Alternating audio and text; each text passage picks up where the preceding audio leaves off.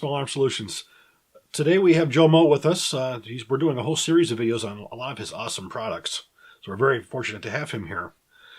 This video is going to be pretty interesting because I had done a video prior to this on the ZK22. Now, I'll be the first to admit I'm not a 22 long rifle fan. Even when I was a kid, I got my first AR-15 when I was 15. I didn't get a 22 until I was 18. And that first 22 that I got was a Ruger 1022. And I have to say, it was, I don't know, it was boring, the Ruger 1022. I never really shot it. It didn't do anything for me. And I went down to visit Joe probably 4 years ago, years ago, and I was introduced to his ZK22 stock. And I have to say, when I saw that, this totally makes a Ruger 1022 into a different gun. So I actually took a stock home with me and assembled my 1022 in it. And lo and behold, this was not a Ruger 1022 anymore. This was a really neat tactical rifle. I got it, a whole bunch of the new Ruger 30 or 25 round magazines. I got a True Glow sight on top of it. And then after I got here to the great state of Texas, I had him thread the barrel for it. And we got one of his, I believe it was the Copus suppressor on it. Since then, I had passed that gun down to my son. That was my son's first gun. And he has shot a ton of rounds out of it. And he's had a blast with it, both suppressed and unsuppressed. So we have the designer here, and it's going to be even better to hear from him in his own words of where he came up with this idea and a product that totally alters, a standard boring 1022 into a really cool gun that's a lot of fun to shoot. Well, again, thanks for having me. And part of your story I find kind of hard to believe. I don't think you voluntarily let that gun go to your son. I think he probably decided, hey, I like this. We see that a lot with the 1022 and the ZKs. Well, fortunately, it's staying within the family now, so we both use it. But he has been shooting. He's been shooting it a lot. Does he let you shoot it? He does occasionally. My son's very much an ammo hog. Mm-hmm. So when he gets those rounds out there, he doesn't like to share. So he used to say, I'll have to sneak it out of here one time when he's not around and I go play with it. Ammo is a hot commodity, man. It's tough to get. So the ZK22, it's set up as a drop-in bullpup conversion stock for the Ruger 1022. Ruger 1022 is one of the most prolific firearms that's out there. If not the M22 long rifles. I believe it's pretty close to 7 million made. I know they were at 6.2 or 6.4 a year or two ago. I'm sure it's got to be bumping 7 million, which that's a lot of firearms in circulation.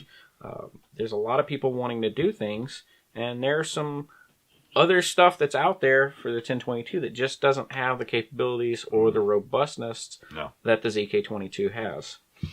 So I like the bullpup platform. So that's kind of where the concept started. I wanted an inexpensive bullpup, so I built the first edition or the first design. It was very P90-esque. Wasn't that with a Dremel tool you got for Christmas? Yep. I created it. I remember from interviewing you some of the details. Started it Christmas Eve, I believe. I got the Dremel tool and started cutting up a P90 airsoft body, and then realized really how badly ergonomic the P90 is. It's one of the most uncomfortable bullpup systems or rifles in general.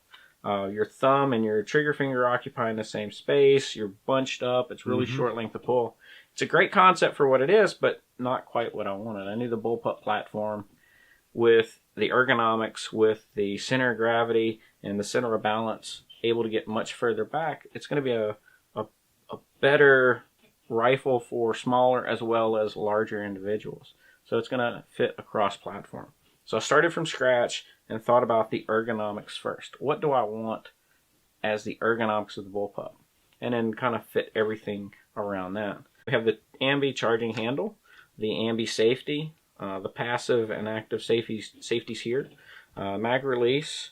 The rails are all ambi, so left and right shooters. Those are mag pull too, aren't they? Yeah, the left and right rails are standard mag pull 7 slots, so you can pretty much get them anywhere.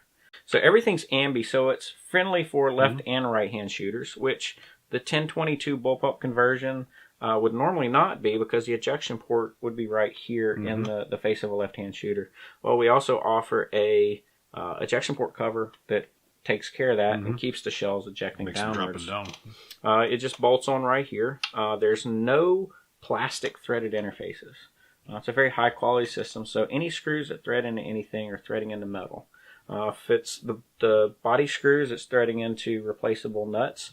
For the ejection port cover, for the area where the mag pull rails bolt in, it's all molded in metal inserts because it's a very high quality system. And the polymer that's being used is one of the toughest and strongest that's ever been used in the firearms industry.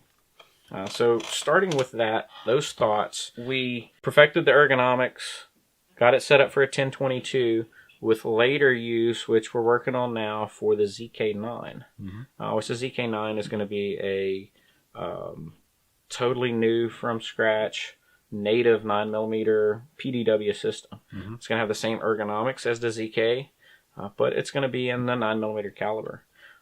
In the meantime, we have the ZK22, which just creates one of the most fun bullpup and 22s that you can possibly totally get. alters the look and the feel of the gun. It's like you're shooting a whole new gun. Now this comes in form of a kit, right? Correct. The primary way of getting it is a kit form, so you can buy it from several distributors or from us directly and get the kit. MSRP is for $249. Ordered online, you can get it in. Most initial installs, the first time somebody does it, takes about 21 to 27 minutes. You don't have to be a gunsmith to be able to do it. Absolutely not. It is set up for anybody to use it. We have a very clear and concise manual for the assembly and instructions. If you are one of those people that just refuses to read the manual, we've got a nice short insert that kind of gives you the blow up of it, and then some segments of, these are very important, like the trigger cam, the trigger side plates, and getting it set up for that. Those are very important things to pay attention that maybe not perfectly intuitive to somebody assembling it. You really need to look at those instructions for that. Now, what if you got somebody who just doesn't want it? He just doesn't want to try it. He wants to have somebody else do it. Is that something that you can do? Absolutely. If somebody wants to get the ready-to-fire rifle or the RTF, we also offer that on the website. And you can start from the basic 1022 drop-in all the way up to custom bull barrels, because this not only does it accept the standard carbine barrel, but it'll accept any 920 bull barrel. If you have some of the intake barrels that are a little bit bigger, the barrel channel can be opened up a bit as needed. So we can upgrade barrels, upgrade triggers, optics, add rails, Cerakote work, you name it, we can do it for you. These are available through Brownells too, aren't they? Brownells is one of our largest distributors carrying these. You can see them at Brownells, Sportsman's Guides, Bud's Gun Shops, and several other online and brick and mortar stores. We'll be providing you a link for this as well. Well, what's this other one we got here? This looks pretty cool. Well, this is a ZK22 with our open bolt 1022 machine gun in it. Oh, wow. It's been nicknamed the Bug Zapper because whenever it fires, its rate of fire is so high, it sounds more like an electric spark or electric discharge than gunfire. It will empty a 25-round magazine so fast that it sounds like I just shot 3 shots. It's around 19 to 2,300 rounds a minute, depending on the ammunition you run through it. With it being open bolt, some of that sound comes from the report of the gun as well as the ejection port. Yeah, the so of the bolt. Basically, it sounds like a 4,000 rounds per minute gun. So it's a lot of fun, and I've never seen anybody shoot this that didn't giggle after they were shooting it. My son's going to have to go to the range with us on this one. This particular one is set up with a short barrel and one of our Copus suppressors. The Copus 22 is full auto rated, so it works great. And that's how we started with the open bolt machine gun. We needed a machine gun to test the durability of the Copus, and a lot of the 22 machine guns out there were not reliable. So we developed this system. The bolt is ballasted, so it runs properly and runs magazines and most ammunition extremely reliable. We do offer the open bolt kit to military law enforcement as well as SOT dealers that need the testing for it. We also offer it as a kit if somebody, if an 07 needs it for their purposes. This particular one has been done in the Akyls honeycomb finish. I'm a real big fan of the honeycomb structure. I think it's one of the prettiest shapes, as well as it's one of the most high strength structures that's on this planet. Let me ask you a question. I heard you mention this today to one of the gun shops that you visited. What does Akyls mean? Akyls is an ancient weapon, and it is the evolution of hand-thrown weaponry. It is the furthest, most accurate, and hardest impacting hand-thrown weapon ever devised. So it's the evolution of hand-thrown weapons. With Akyls, I want to take the evolution of the metallic cartridge firearm, whether it's 22 long rifle with the bullpup system or suppressor technologies or anything relating to it, and bring it to that same evolution, that same apex. So that's where the thought of Akyls Defense comes from. Taking the thought of that, the apex of hand-thrown weaponry, and bringing the metallic cartridge to that apex. Do you have any Cci Quiets, or have you ever seen those? All I have is regular subsonic. Cci Quiet is a subsonic round, but it's a specialty round that CCI has created.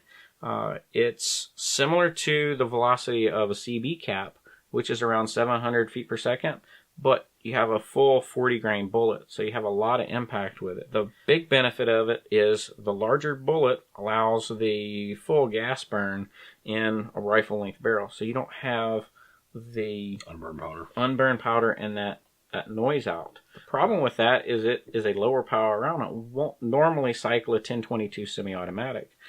So what we do is we offer a Cci Quiet Conversion, where it's a lightening of the bolt, a changing of the fire control system, profiling, radiusing, as well as the recoil spring adjustment to operate the Cci Quiets reliably.